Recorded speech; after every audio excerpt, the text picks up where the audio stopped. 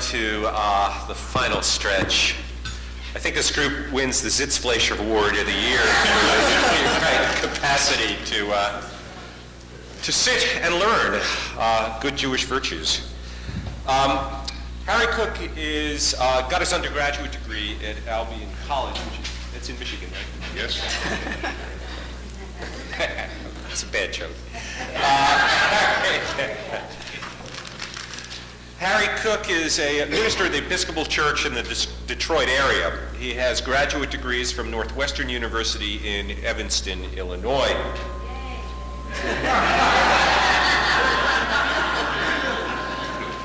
Who lost to Penn State yesterday?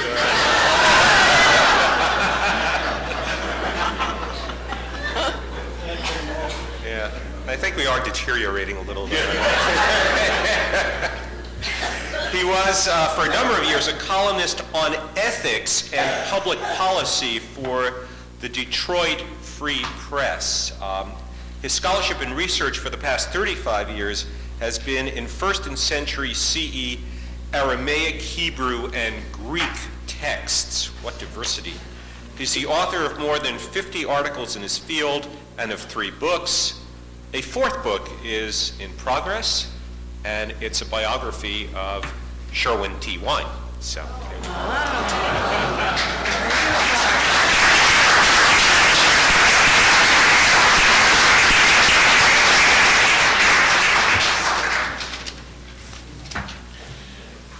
I've just had a wonderful time this weekend. Just an unbelievably wonderful time. It's like falling in love all over again. I have come to have such respect and esteem and affection in such a short time for members of this panel. Marshall Silver's, rapid fire, pack it all into 3 sentences kind of thing is just amazing. Norbert, he and I turn out to have mutual friends in academe. Paul Van Buren and Sam Loikley and Ed Perry. And I've loved the gentle questioning and good listening skills of Dan Cohn-Sherbach. And Joe Schumann just knocks you over with his erudition. And saying goodbye to Rachel yesterday was really sweet sorrow. And I'm hopelessly smitten by Ruth Calderon.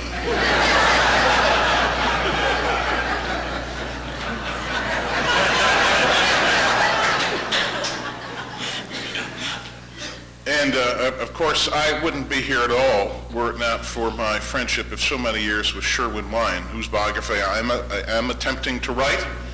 And of course, I get to introduce him in about an hour, so we'll see how that goes. Well, My sister. Yesterday, for some of us, you speak of holidays, yesterday was Sweetest Day. You know Sweetest Day? Thank you, sir. Bill has a way of sort of appearing and disappearing. So. Well, you too.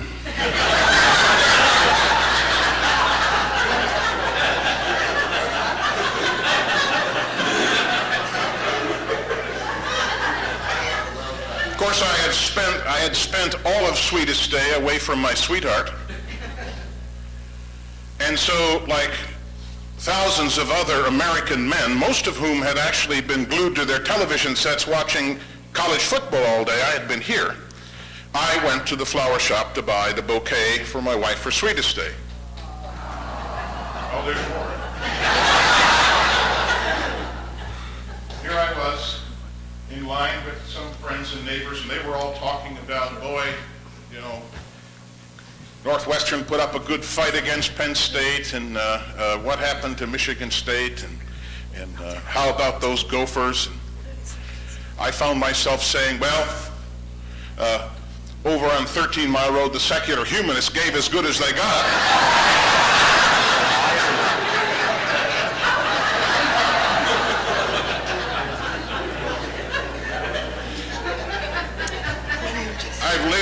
friends and neighbors of these people for about 15 years, and all their worst thoughts about me were confirmed yesterday. Well, here's now the point of the story.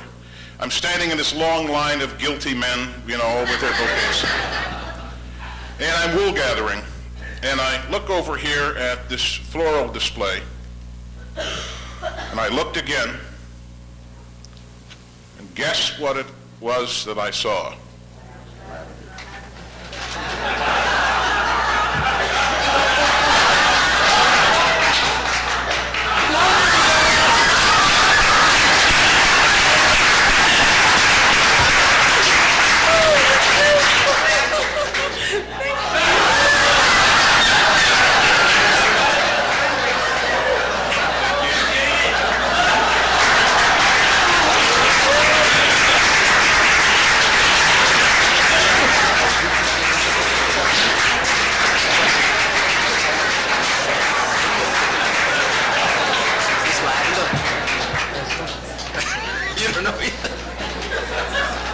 There's another.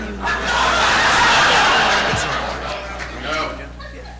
I come from a family of florists. My Italian immigrant father's family were florists. How you get the smell is you rub it between...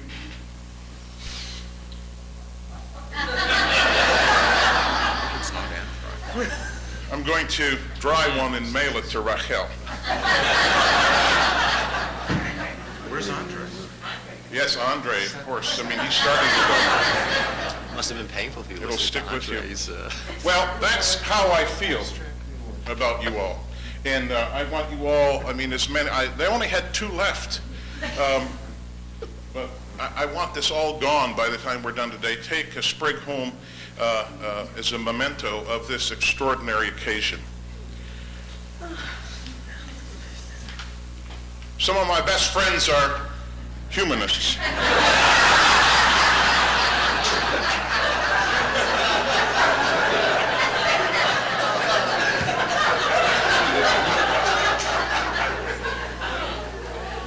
I was going to say a number of things to you about my philosophy of religion, but I realize I don't really need to. This is a learned audience. In terms of the way Rachel talked about the word heresy, of course it means choice. A heretic is one who is chosen, and I am in fact a heretic, at least they think so in the Episcopal Church. I am one who has chosen, and by no means the road most taken.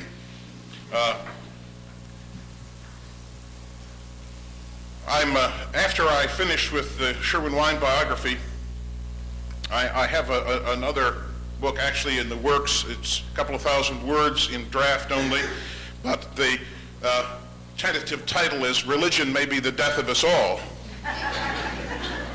And that may be too broad a condemnation, because I think theism is really the problem. And while we're at it, maybe spirituality as well.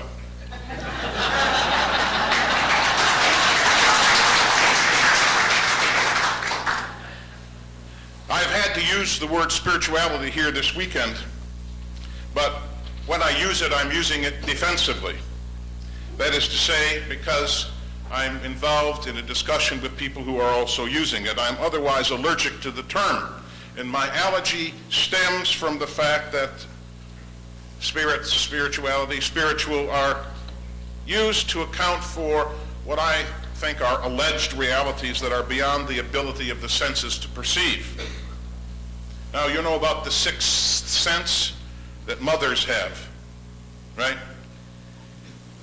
No. What kind of mother did well?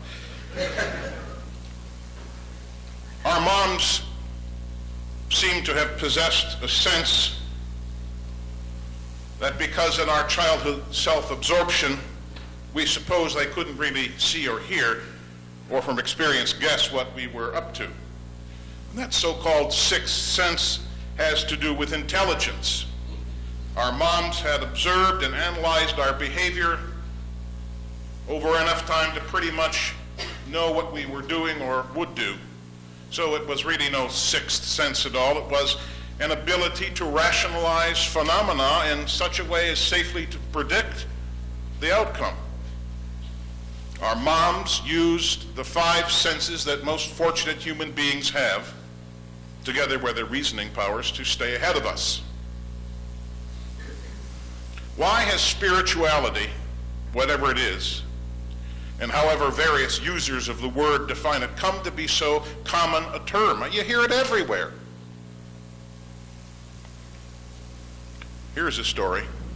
Several years ago, the board of a church was interviewing me in their process of selecting a new minister. And I was pummeled with questions about how I would lead them into greater spiritual growth. And I kept fending off the questions because I didn't then know and do not know what spiritual growth is. The search committee had listed spiritual leader as the prime characteristic of their ideal Messiah, I guess. Now, this was above the categories of articulate speaker, deep thinker, engaging teacher, competent administrator, and caring pastor. I would have thought that spiritual leader would be, if not a synonym, at least an idiomatic shorthand for all of the above, but no.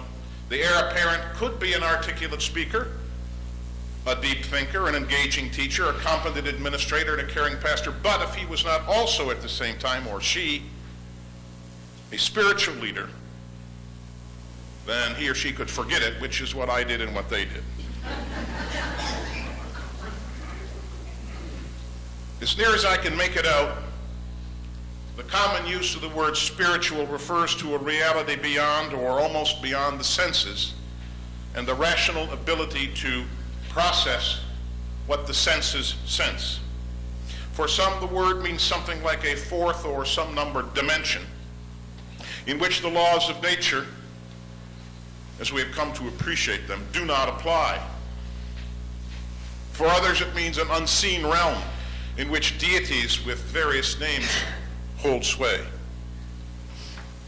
Theists who speak of the spiritual realm believe, evidently, that the theos dwells there, there being not necessarily a spatial term, give him that, and that this theos has a maker-made relationship individually and collectively with the natural order and its many entities, and that said theos can and does intervene in natural processes and is open to and can indeed be moved to intervention through the medium known as prayer. Now, there are those whose beliefs defy classification, and from time to time they claim to have and even to cultivate the so-called spiritual experience in which they perceive sight-like or sound-like or by tactile or olfactory sense the presence or action or revelation of a power or powers other than those known and generally acknowledged, for example, the law of gravity. With Norbert behind me, I'm not sure I should say this, but I'll say it, and he will correct me.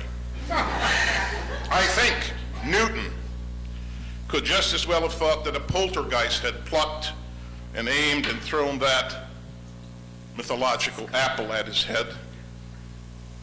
But he figured, though, maybe that the wind or the weight of the fruit or some other explainable phenomenon had dislodged it, and what brought it down, as it turned out, was gravity.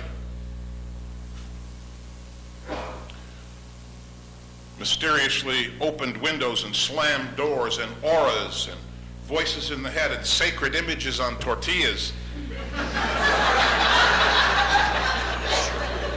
Perceived non-corporeal presences and the hunch that you're not alone when you're alone. All figure into this thing, this popular sense of what is called spirituality. It's participation in the world of spirits. And the Greeks had a great word for spirit, pneuma, wind or air. You can't see it or touch it or taste it or smell it, though you can if you're downwind of your neighbor's barbecue grill. And you can't really feel it, though you can feel the air move.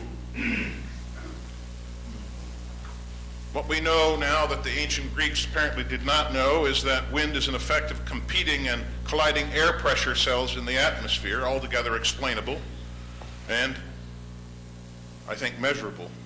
So I think we should discard the term spiritual and substitute for it the word windy.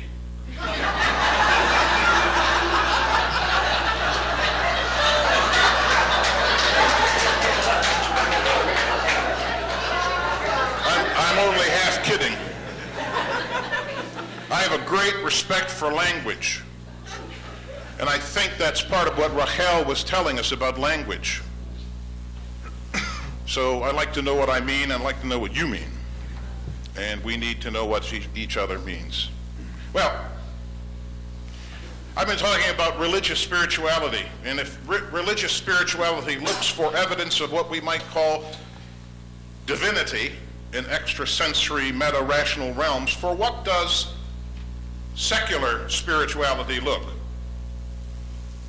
Especially a secular spirituality that admits of no theos at all and finds humankind to be its primary, if not entire, focus. This may be elementary, what I'm about to say. Certainly it will be to my fellow panelists, but I'm going to do it anyway. It's kind of an exercise. An important task up front is to separate the idea of spirituality from the notion of God. In Willa Cather's novel, Death Comes for the Archbishop, you may recall that Cather's fictional bishop is depicted circa 1850 as pondering two pieces of Spanish-American Indian folklore that were commonly held explanations of why a certain tribe was dying out. The first of those pieces of folklore had to do with a legendary fire that burned perpetually in a mountain cave. It burnt in the service of an unseen god, and the ritual but strenuous service of that ceremonial fire by the young and virile men of the tribe sapped their strength to the point where they were incapable and not desirous of siring children on a dependable basis. And the other piece of lore had to do with the sacrifice of infants to an enormous serpent in some subterranean horror chamber in the nearby mountains, also sacrifices to an unseen god. Are you guys late for me or early for Sherwin, I want to know.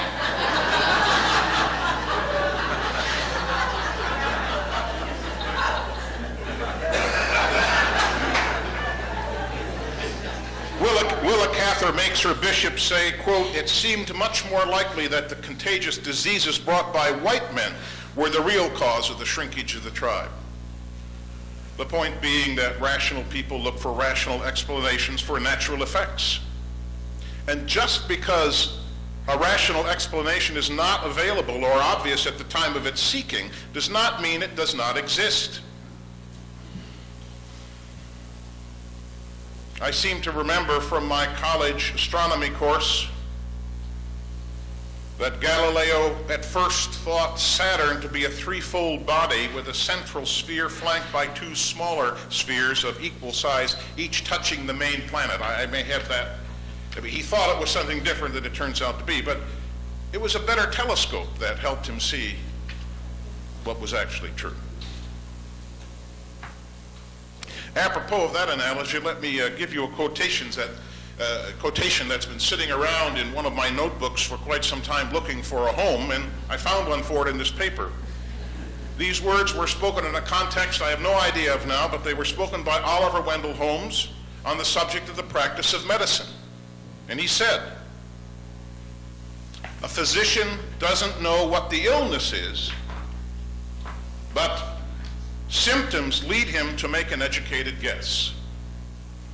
He prescribes medicine or treatment, and if either or both are successful, he is right. Thus does truth happen to an idea." Louis Manot Treating of Pragmatism wrote, and I love this, an idea has no greater metaphorical stature than, say, a fork. When the fork proves inadequate to the task of eating soup, you don't argue about whether there's something inherently wrong with the nature of the fork. What do? You reach for a spoon.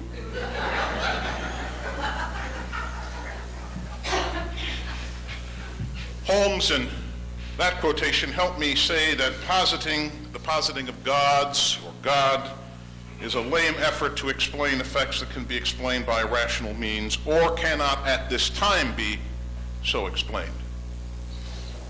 It seems to be true that some people prefer explanations that partake in metaphysical speculation and therefore are not explanations at all over those with grounding in perceivable data and their rational analysis.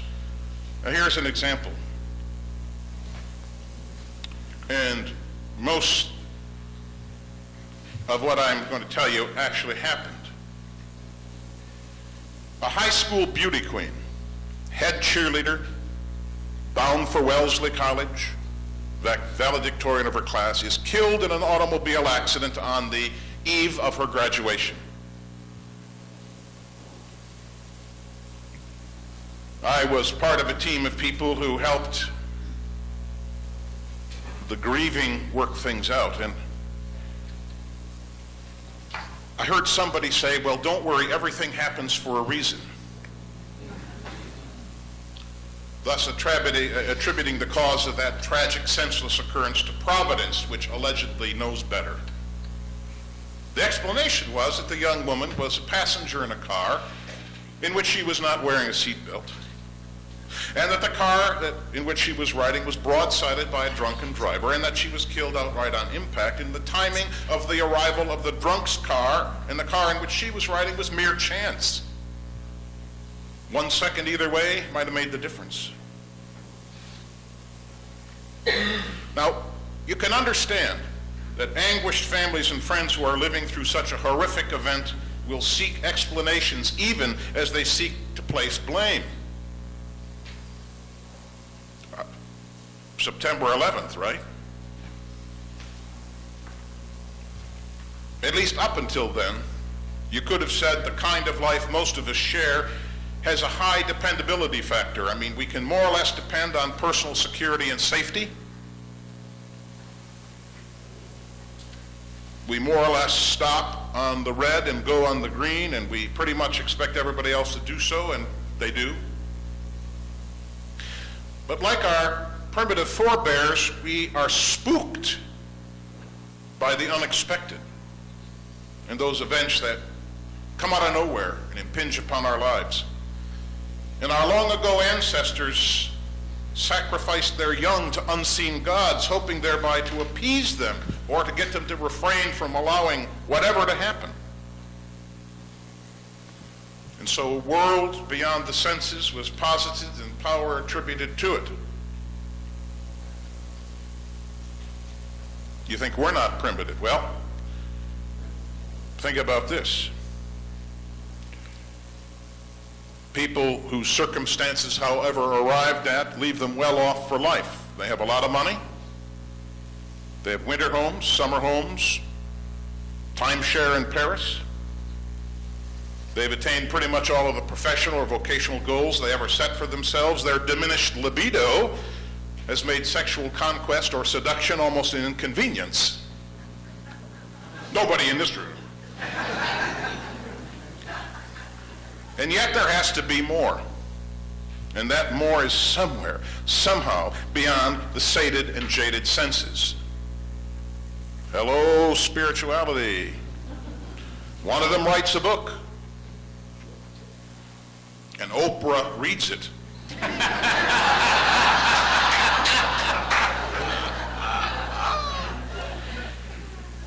And then the damn thing becomes a national sensation.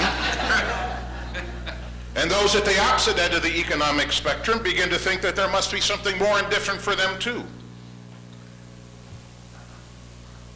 Spirituality.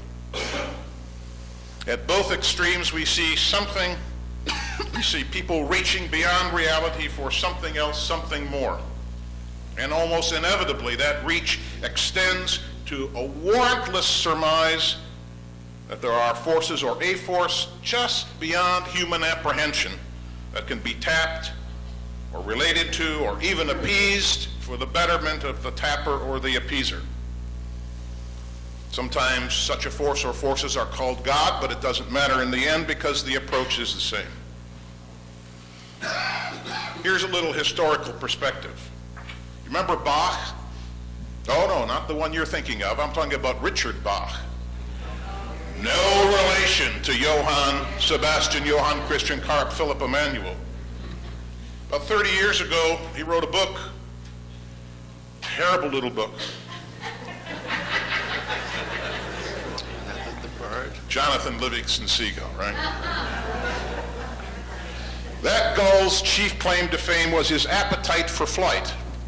He could not be your ordinary, everyday seagull, part of the flock, or covey, or whatever it is you call multiple gulls. He had to do his own thing. And he's depicted in the pages of this wretched little book as saying to his fellow fowl, who is more responsible than a gull who finds and follows higher meaning for life? I was reminded of that book when I read Bruce Schumann. He's a historian at Boston University, I think. He wrote a book about the 70s, not my favorite decade. And Schumann sees Jonathan Livingston Seagull as a marker between the communal age of the 60s and the pursuit of individualism in the 70s. I'm not sure about Schumann's analysis, but I was interested in the book. And Bach, Schumann says, understood, this is a quote, understood that the search for authenticity had become detached from the radical politics of the 60s. In the book, Schumann said, furthermore, quote, laid out an appealing doctrine for the spiritual awakening of the 1970s. It emphasized the personal experience of the transcendent, encouraged self-exploration and self-discovery, and preached resistance against established institutions. You can read the book for yourself. The 70s, 2001, New York, the Free Press. In making everyone the arbiter of his or her own truth, this movement Schumann tries to account for can reasonably be blamed for this gush of so-called spirituality, that this rising tide of amorphous goo that laps around our heels.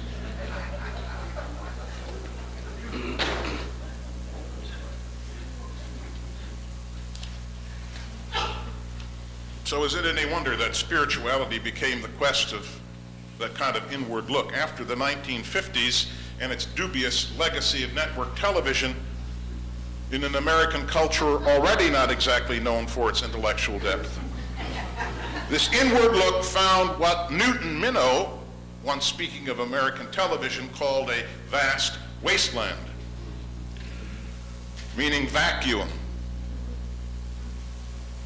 And the natural abhorrence of a vacuum, and I'm right on this one, Norbert, so don't put your pen down. The natural abhorrence of a vacuum gave the green light to this thing called spirituality. Now, how can we talk about a secular spirituality if by secular we mean what the word itself means, that is, relating to worldly or temporal concern, literally of the age? Secular and its related terms have come to be used to describe things that are not something, not religious, not clerical, not metaphysical, maybe not even spiritual.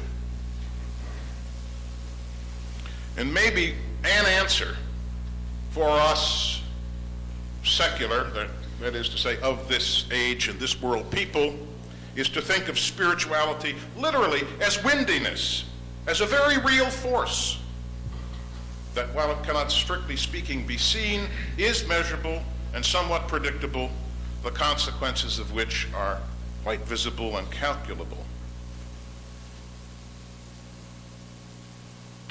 In one of the documents I read in preparation for this colloquium, published by the colloquium committee, the statement was made that we need more than reason to give meaning to our lives.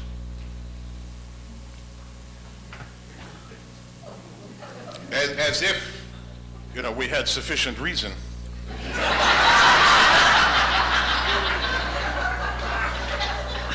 And that is how I suppose this word spirituality was allowed to sneak into this secular humanist venue. Well, we need some other words. I was assigned to give an alternative perspective, and you're getting it now. Certainly, there are extant realities that can neither be seen, nor heard, nor touched, nor tasted, nor smelled. You cannot see the human life that has just been conceived. You cannot see it or apprehend it in any other way. That doesn't mean that such a life is not real in the making. It's only beyond our limited means of apprehension at this time and under these circumstances. In due course, we'll be able to see it and hear it, even through ultrasound and imaging, and eventually in the flesh. I was going to say something about dark matter and antimatter, but Go for it. no, I'm not going to do it. Not a Norbert special. Poppy, you want to hear what you said? I'll tell you privately, then I won't be embarrassed. What secular humanists have to do is to resist the word and the concept of spirituality, but rather talk about those qualities or values, realities that are not now or not naturally, insofar as we know at this present time, apprehendable by one or more of the senses. Was it Dan Friedman was talking about Mozart yesterday? And I take it he's enamored of Mozart. So am I, absolutely. You can't see the Jupiter Symphony. You can't see it. You can see the orchestra play it. You can follow along with you musicians if you happen to have a score, say, for the viola part. And of course, we can hear the effect of the instruments in concert, but you can't see Mozart's music with the eye. You see the notes, but the notes aren't the music. You can't hear Picasso, see him. Well, as was pointed out, my advanced degrees are in biblical studies, and more particularly in 1st and 2nd century Common Era texts. I hail from a school of philosophy, that has its foundation in the works of Alfred North Whitehead, Desjardins, Tillich. And I am an atheist. Ich bin ein Berliner, right?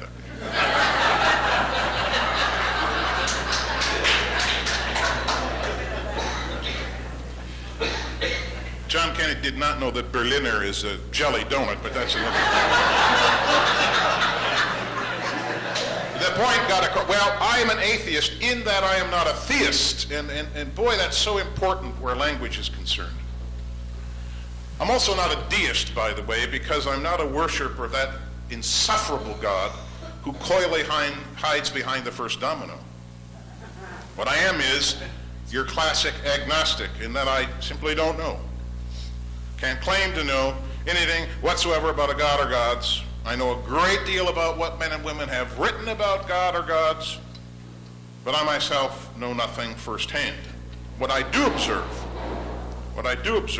in our tiny corner of this universe is some pretty remarkable order among the chaos, and with apologies to Nietzsche, some pretty remarkable chaos among the order. I see what I interpret as an amoral, uncaring universe in the earthly precincts of which the rain falls more or less on the just and on the unjust. I see astonishingly presumptuous religionists who erect these tawdry systems of theology which posits an absolute or near absolute and all-powerful, all-knowing, everywhere present God that we are called upon to worship and to fear. And that alleged God, these religionists say with frightening certitude, is in charge of all that is. His, mind you, his will governs world without end. These religionists have an advantage in that their God is unseen. Or if you follow in the Hebrew tradition, seen not with impunity. So Yahweh of the Genesis writer's imagination, as Ralph was telling us yesterday, may have sought Adam while strolling through the copse in the cool of the day, that is to say after sunset, so that he could not be seen in full by Adam. But by the time the writer got to Moses, it was seen as prudent to hide Yahweh in the desert shrub and then to set it on fire for effect. And after that, there is no doubt that the God of the Bible and all its derivative religions is unseen, if not invisible, and therefore can only be revealed by the high priesthood of the powerful who write and then interpret the God-speak texts to suit their own purposes. Boy, am I getting a lot off my mind today. Divine invisibility is good for these religionists. There's no way to challenge their claim as to its existence. They can point to historical facts or events, say the Babylonian exile, and they can say if these were not actually acts of Yahweh, they were at least ones whose significance was appropriated by him to punish or reward, to control or liberate, but always to make a point about who's in charge. What would they say about the Holocaust?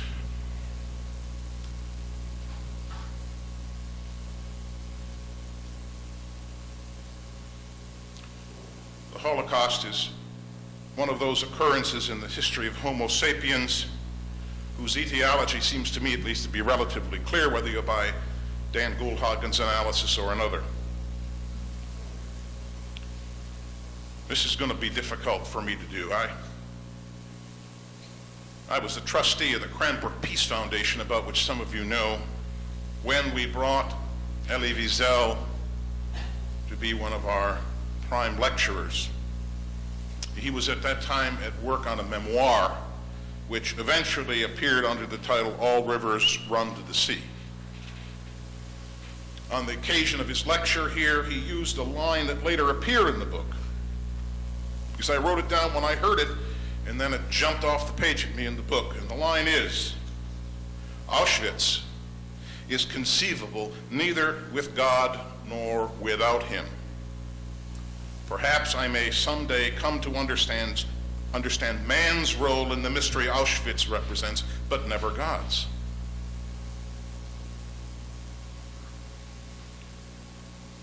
I am in no position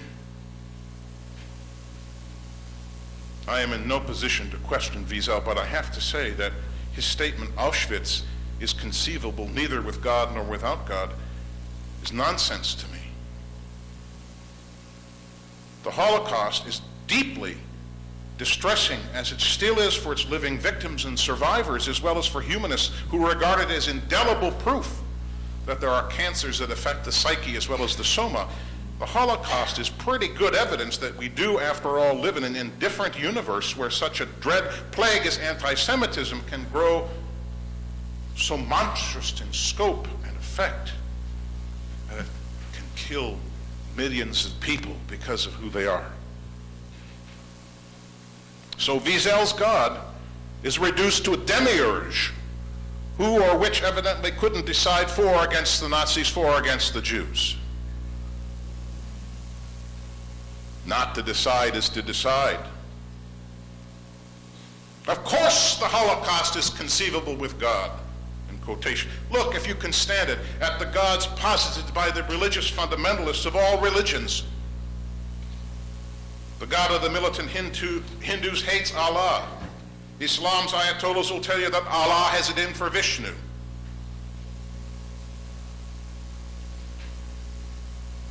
Now, this thing called spirituality is the soft side of theology, or whatever God talk you prefer. It assigns to an invisible realm those things that are pronounced beyond debate. And they become over time a priori given so that neither you nor I may question them. In America, it's said, you know, that everyone is entitled to his or her own opinion. And considering the low grade of much public discourse, that's obviously true. Thing about opinion in a free country is that you can opine just short of crying fire in a crowded room, and your right is sacrosanct. And that means that an opinion or set of opinions may become a religion by mere declaration, and that gods can be posited left and right, and that such gods speak to such people as worship or acknowledge them, and that you and I are in no position to question the validity or the reality of such gods. And it's out of that condition that what I see as spirituality seems to proceed. And I'm sorry to say, because it's treating the topic of this colloquium like a straw man, but I think the use of the word spirit, spiritual, and spirituality eventually becomes bankrupt. At least the German language is honest about it. Geist is how it comes out in that brutal tongue. And if English speakers were to be semantically honest about it, they would refer to these unseen presences they imagine as ghosts, which would make Sherwin Wine the chief ghostbuster, right?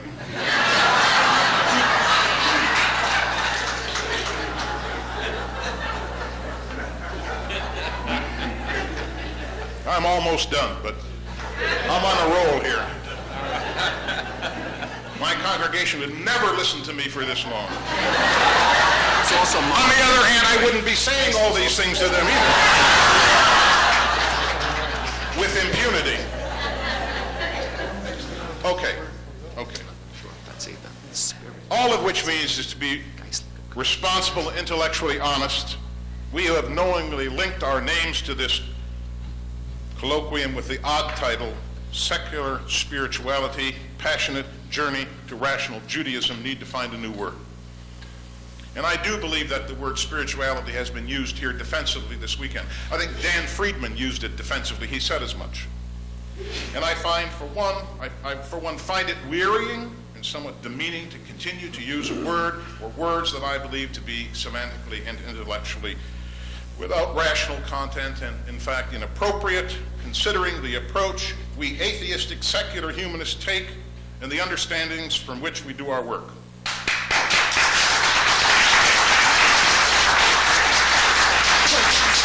Does that mean you want me to stop, or can I finish?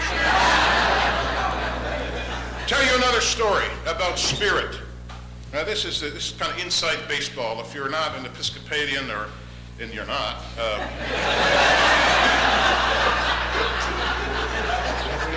and that probably turns out to be fairly good. Ralph Williams is an Episcopalian, I find out. Well,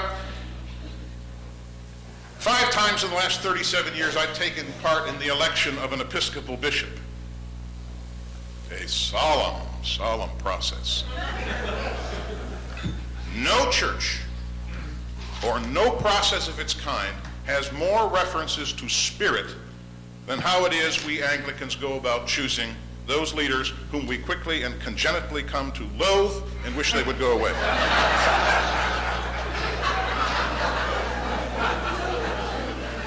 On the basis of scriptural exegesis, and I do not mean good exegesis, the theory is that the unseen but potent entity we call the Spirit really calls the shots in these elections. The process of nominating and vetting candidates, the caucuses of various interest groups plotting the ascension of their favorite sons or daughters. We have equal opportunity electoral spirituality in the Anglican Church now. The rank prostitution on the part of those persons who long to become bishop. All this stuff is described as the work of the Spirit, so that the candidate who thinks the balloting is moving toward a plurality for him tries to smile benignly, but it looks pretty smug.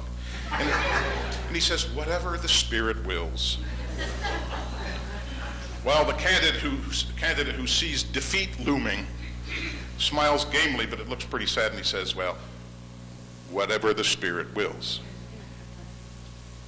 Well, that's benign enough, but we just elected a bishop recently in just such a process in which the word spirit was used over and over again as a semantic guise for just the kind of stuff I've been talking about. Now, this bishop was laying down the law to his Episcopalian flock at a recent synodal meeting of the diocese. And I was kind of half listening, maybe the way some of you are kind of half listening to me. But I woke up when he referred to himself as, quote, the one whom the Spirit directed you, he referred to himself, the one whom the Spirit directed you to elect.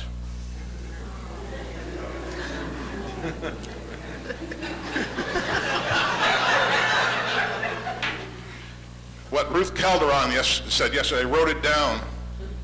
These spiritual people, they have no mercy. Well, how can you, in that system, dissent from anything this bishop says? If you believe all that. Well, what word or words then may we use to account for what others call spirituality? I will say to you that ideas and concepts that can stand alone apart from material realization constitute what we secular humanists, Jew and Gentile, are talking about when we slip and use the word spirituality or some word like it. We may blame Platonism for the dualism that splits spirit and flesh, ethereal and material, soul and body. But our own common heritage is born in the gritty reality of a desert religion. And it understands, for instance, it's a term nephesh, at least as I learned it in my Hebrew, was not an entity, it did not denote an entity separate from the fleshly reality, but was a way of describing the whole. You can see my body, or actually those parts of it that I dare to expose. My head and my hands. You can reasonably and out of experience infer that under this suit are torso and legs that encased my, and my feet are encased in these wingtips. No part of my clothed body parts can you see. It doesn't mean there's part of some invisible world. In the same way, you cannot see my ideas unless I act to realize them in a manner that engages one or more of your senses. You can't know what I'm thinking, and I can't know what you're thinking, though I can guess. In the same way, you can't see the force of gravity, you can only see its effect, and that doesn't mean that the force of gravity is part of a spirit world, right? For one thing, that force is measurable, predictable, dependable, and when an object has traveled far enough away, say from the surface of the earth, gravity's grip on that object lessens, but that doesn't mean gravity doesn't exist. Thus, I have come to see the use of the word spirituality is a conceit. It suggests that the five known human senses are limited to apprehending what can at this time be apprehended, and that beyond what they can register, sight, sound, smell, touch, taste, must belong to a separate world governed by different laws. Now, as to the idea that secular spirituality may be a passionate journey toward rational Judaism or rational anything, let me say to you that secular spirituality is, in common dictionary terms, an oxymoron. As long as the word secular means now of this age and connotes the sum of all that is known about ourselves and the world, its coupling with the slippery word spirituality is at the very least careless. The word spirituality is commonly used and understood, conjures up invisible and ungovernable forces that are beyond the powers of reason and analysis, and therefore a matter of opinion. And of course, it's true that opinions are often embraced as truth. Human beings love to flirt with what lies just beyond their abilities to apprehend. It's the thing that drove Magellan and Columbus and Galileo and Newton and Curie and Fleming and Darwin and Einstein, Salk and Sabin, as well as contemporary space explorers. The difference between them and spiritual people is that the former are trying to bring the unseen and not now understood into the realm of accessible human knowledge, while the latter insist that hunches, auras, visions, all ipso facto beyond the powers of reason and analysis, are real and potent. Remember Thales? Remember Archimedes? Running naked as a jaybird through the streets crying Eureka as he discovered in the baths the interlocking effects of mass and volume. And Thales, some 400 years before, determinedly looking at the world and seeking some common quality or quantity shared by all he could apprehend with his senses. What did he do? He did not resort to animistic explanations for natural occurrences not even that long ago. He did not say, I do not know how this or that came to be, but I will go ahead and assume that the gods are therefore responsible for them. That was Thales' passionate journey to irrational Hellenism. So secular humanists of all kinds of ethnic and cultural backgrounds constantly face a world, many of whose inhabitants are relentless in their insistence that the best explanation for what the senses cannot now apprehend and the mind cannot now adequately rationalize is the invisible and unknowable power of a god or gods or agencies of such gods. And our task is to resist and not to be sucked into that vortex of emotion and warrantless surmise. There's a character. And again, I was resorting to notebooks. I couldn't even find the short story, couldn't tell you the plot. But Henry James wrote a short story called The Middle Years. And I wrote down one line from it, which I've had in the notebook for years. Some character says, we work in the dark, we do what we can, we give what we have, our doubt is our passion, and our passion is our task. Well, secular humanists do work in the dark. It is darkness, as in seeing in the glass darkly, as if from the inner precincts of Plato's cave. We acknowledge that while there's a lot we know, there's a lot we don't know and cannot at this time know, given the present reach of human knowledge gathering and processing. If our collective human experience is any indication, as it surely must be, then there is plenty more to learn and to know. And that is the darkness of which James's character, I think, is speaking. And it's not a terrible thing, this darkness. Nothing to fear. Because like James's character, we do what we can. So that the darkness is merely the place where light has not yet reached. Ptolemy's conclusions were different than those of Copernicus, and they had to do with the progression of knowledge and more sophisticated means of attaining it. So like James's character, we do what we can. So what I want to call spirituality is a passionate embrace of present not knowing. Not done yet, not yet, don't clap yet.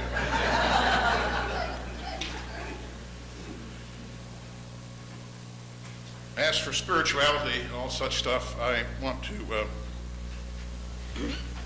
quote our friend Shakespeare, character from Act 5, Scene 1 of The Tempest, Prospero by name.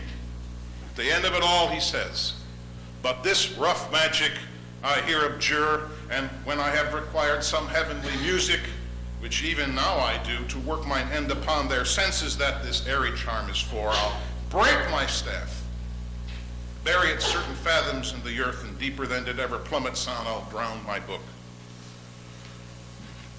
Shakespeare's rationalist. And then in the epilogue he says, now my charms are all o'erthrown, and what strength I have is my own, which is most faint.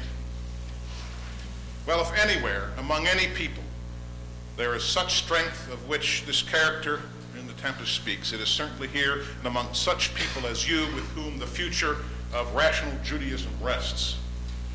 And that I, a Gentile, and what's more, a minister of a Christian church, should have been asked to take part in this colloquium is nothing short of amazing, at least to me. It is...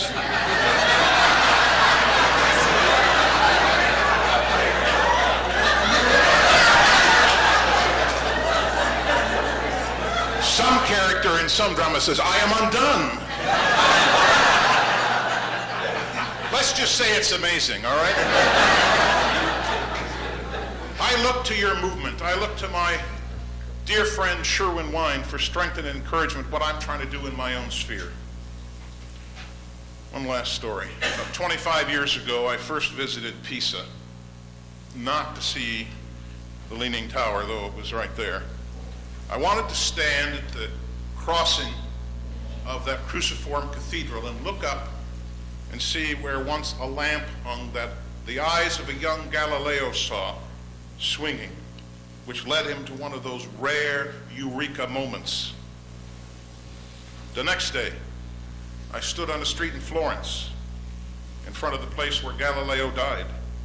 in the condemnation of his church. Took that church more than 300 years to set the record straight, and then it was a tremendously disingenuous hedge.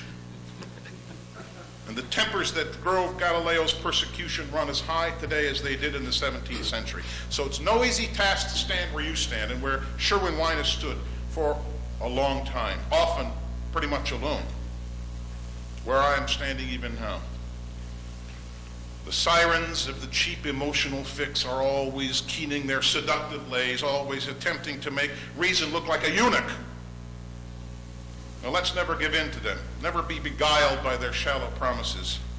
The ground on which we stand is solid and will hold any structure of thought that we may be moved to erect. The other stuff is sand, both shifting and shifty, vulnerable to the tides and winds, undependable and untrustworthy, unsure to the foot, unworthy of your passion or mine as we move along on our rational journey.